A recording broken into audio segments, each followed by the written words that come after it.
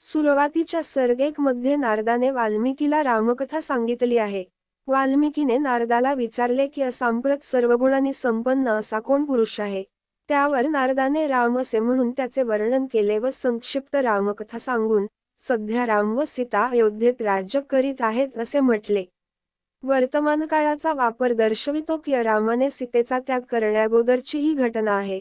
राम दीर्घकाळ राज्य करील असं नारदाने म्हटले.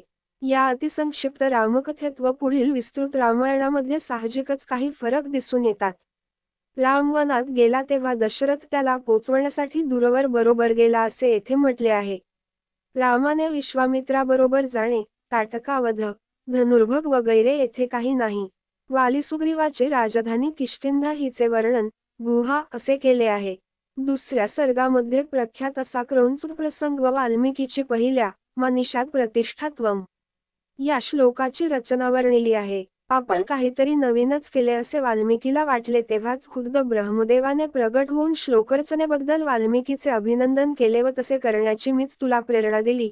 आता संपूर्ण रामकथा तू श्लोकबद्ध कर अशी त्याला आज्ञा केली. रामायण रचनेमागची पार्श्वभूमी या 2 सर्गात वर्णिली आहे. सर्ग 3 मध्ये रामायणाची सर्व कथा पुन्हा एकदा संक्षिप्त स्वरूपात वाल्मिकीने स्वतःच्या शब्दांत सांगितली आहे. येथे मात्र कथेचा शेवट प्रजेच्या समाधानासाठी रामाने सीतेचा त्याग करण्यापर्यंत नेला आहे हे लक्षात घेण्यासारखे आहे. रामाने त्यागिल्यानंतर सीता दीर्घकाळपर्यंत वाल्मिकीच्याच आश्रमात राहिली व लवकुशांचा जन्म व सर्व संगोपन तेथेच झाले. त्यामुळे राम सीता यांनी दीर्घकाळपर्यंत राज्य केले हा नारदाने सांगितलेला रामकथेचा शेवट खरा नाही हे वाल्मिकीला ठाऊकच होते. पहिला सर्ग व तिसरा सर्ग यामध्ये 13 ते 14 वर्षांचा काळ लोटला असे दिसते. कदाचित नारदाने रामकथा सांगितली तेव्हा राम सीता आता दीर्घकाळ राज्य करतील अशी नारदाची अपेक्षा असावी.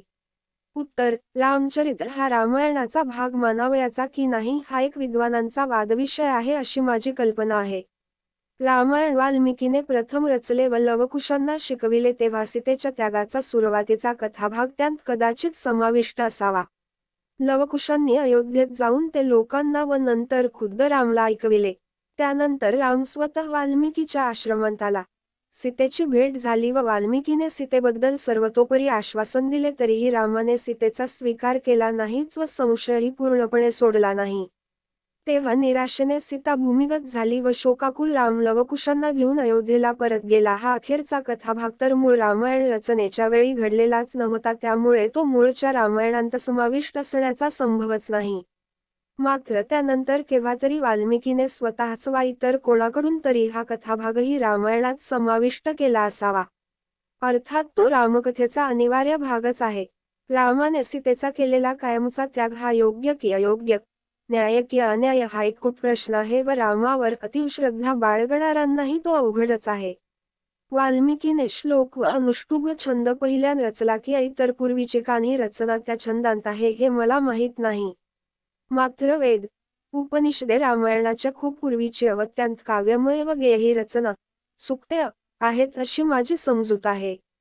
तसे असेल तर मग रामायणाला आदिकाव्य का म्हणतात असा मला प्रश्न आहे. सर्ग 4 मध्ये वाल्मिकीने सर्व रामकथा 7 सर्गात रचली असे म्हटले आहे व त्यात उत्तरकांडाचाही समावेश आहे.